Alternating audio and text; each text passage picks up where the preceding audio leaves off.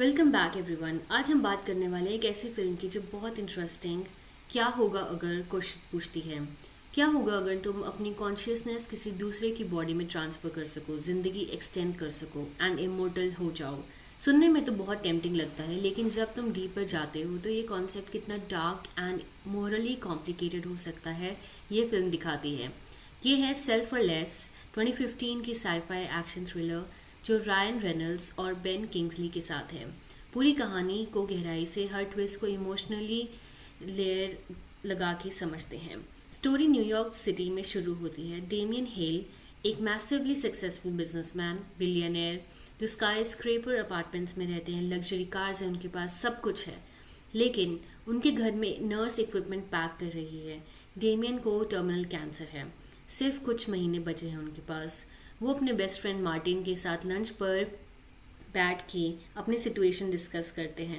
एक और बड़ी प्रॉब्लम ये है कि उनकी बेटी क्लेयर से रिश्ता ऑलमोस्ट ख़त्म हो चुका है उनका। डेमियन इतना वर्कोहॉलिक थे कि क्लेयर का बचपन में वो कभी प्रेजेंट थे ही नहीं। अब मरने से पहले वो रिकनसाइल करना चाहते हैं, लेकिन क्लेयर का दिल बहुत दुखा हुआ है।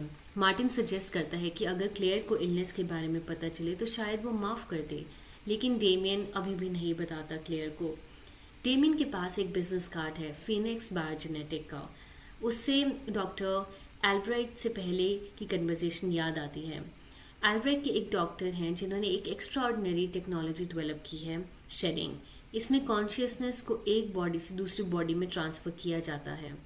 एल्ब्राइट का पिच सिंपल था, ह्यूमैनिटी के ग्रेटेस्ट माइंड्स को एक चांस दिया जाए अपना पोटेंशियल फुली रियलाइज करने का, एक नए हेल्दी यंग बॉडी में। सिर्फ बहुत ज़्यादा पैसा चाहिए था इस चीज़ के लिए। डेमियन ने पूछा था कि ये अभी भी इलीगल क्यों है फिर। एल्ब्राइट ने जवाब दिया, आप गलत सवाल पूछ रहे हो। सही सवाल ये है कि क्या तुम इमोर्टल फील करना चाहते हो। क्लेयर से आखिरी मिलना एंड फेल अटेम्प्ट। डाइंग होने से पहले डेमियन क्लेयर के पास जाता है। वो एक नॉन प्रॉफिट रन करती है। डेमियन पैसा देने की कोशिश करता है उसे, बट क्लेयर रिफ्यूज़ कर देती है। तुम्हारे चेकबुक ने हमेशा प्रॉब्लम सॉल्व की है, मुझे पैसा नहीं चाहिए। डेमियन डिसअपॉइंटेड वापस आ जाता है, लेकिन ये मिलना उसके मन में एक चीज़ डिसाइड कर देता है। वो फिनिक्स बायोजेनेटिक को कॉल करता है।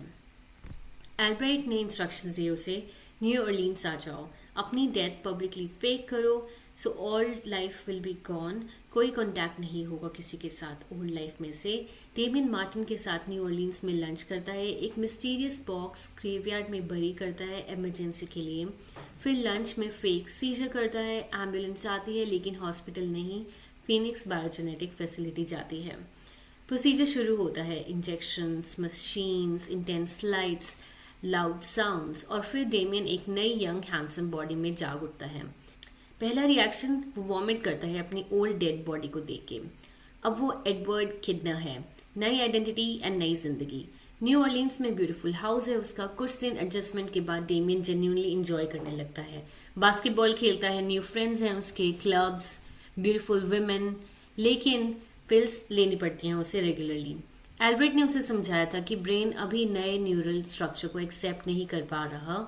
पिल्स के बिना उसे severe migraines, hallucinations and death भी हो सकती है। थोड़ी देर बाद ये नई लाइफ सेटिस्फाई करना बंद कर देती है उसे क्लेयर की याद आती है, ओल्ड लाइफ की याद आती है, लेकिन वो कुछ नहीं कर सकता। एक दिन वो पिल लेना भूल जाता है एंड हेलुसिनेशंस शुरू होती हैं। उसको आते हैं आर्मी के फ्लैशबैक्स, एक छोटा सा टाउन, पंपकिन टावर, एक माँ मैडलाइन अपनी बीमार बेटी एना के साथ। डेमियन एल्ब्राइट को बताता है ये चीज़, बट डॉक्टर जो है डिसमिस कर देते हैं। ये सिर्फ तुम्हारी पुरानी मेमोरीज और करंट इमोशंस का मिक्स है, हवाई जाओ एंड डबल डोज लेना उधर। लेकिन एक डिटेल डेमियन ने कभी नहीं बताया था कि वो वुमेन लटीना थी। एल्ब्राइट ने खुद ये कह दिया। डेमियन को पता चल गया ये हेलुसिनेशंस मेमोरीज हैं किसी के, एंड वो किसी और की मेमोरीज हैं। डेमियन ऑनलाइन सर्च करता है, पंपकिन टावर रियल में एग्जिस्ट करता है सेंट लुई के एक छोटे टाउन में। वो एल्ब्राइट को ट्रिक करता है एंड हवाई जाने की जगह सेंट लुई की फ़्लाइट ले लेता है।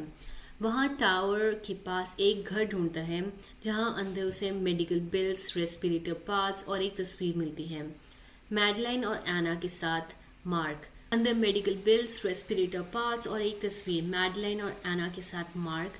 जिसकी बॉडी में वो अब है। मैडलाइन घर आती है, गन पॉइंट करती है उस पर। डेमियन स्लोली मुड़ता है, मैडलाइन फ्लोर पर बैठ जाती है रोते हुए, लेकिन एल्ब्राइट के लोग आ जाते हैं, मैडलाइन को नॉकआउट कर देते हैं। एंटोन, जो डेमियन का फ्रेंड था, रिवील होता है कि वो फिनिक्स का स्पाई था। एंटोन एक्सप्लेन करता है मार्क ने खुद अपनी बॉडी सेल की थी आना की ट्रीटमेंट के लिए। डेमियन इस चीज़ पर फ्यूरियस होता है। एंटोन कोल्डली कहता है तुम नाराज़ हो क्योंकि तुम्हें नया कार खरीदा है और पता चला कि उसमें ऑलरेडी कुछ माइल्स थे। Just get over it. Damien एक बिलियनर था जिसने एक इंसान की लाइफ चुरा ली थी, लेकिन वो इंसान नहीं था जो एक्सेप्ट कर ली इस चीज़ को। उसने डिसाइड किया मैडलाइन को बचाना है उसे। पिल्स लेने का नाटक किया एंड बाथरूम में गार्ड्स को अटैक कर दिया। माँ की आर्मी इंस्टिंक्ट्स यूज़ करके एस्केप करता है वो वहाँ से। मैडलाइन को जगाता है, घर में आग लगा देता है, लेकिन दोनों भाग जाते हैं। डेमियन रिसर्च करता है एल्ब्राइट असल में डॉक्टर जेनसन है जिसने अपनी कॉन्शियसनेस एल्ब्राइट के बॉडी में ट्रांसफ़र की। जेनसन की वाइफ फिलिस नर्सिंग होम में है। डेमियन उनके पास जाता है, फिलिस सब बता देती है उसे। एल्ब्राइट को गन पॉइंट करता है, पिल्स मांगता है। एल्ब्राइट बताता है जितना ज़्यादा पिल्स लोगे उतना ज़्यादा मार्क डिसअपियर होता जाएगा। पिल्स के बिना मार्क वापस आ जाएगा और डेमियन ख़त्म हो जाएगा। मार्टिन ने हेल्प की थी लेकिन वो भी इन्वॉल्व था। उसने अपने बेटे को भी फिनिक्स ले जाया था। डेमियन कन्फ्रंट करता है उसे। मार्टिन शॉक्ड होता है और हेल्प करता है उसकी। एल्ब्रेट के लोग मैडलाइन और आना को किडनैप कर लेते हैं। डेमियन फिनिक्स फैसिलिटी में जाता है, बुलेट स्वेलो कर लेता है ताकि ट्रांसफ़र फेल हो। एंटोन, जो डेमियन है, गार्ड्स को मार देता है, दोनों को बचाता है। एल्ब्रेट को टॉर्च कर देता है। मैडलाइन और आना सेफ लोकेशन पर है।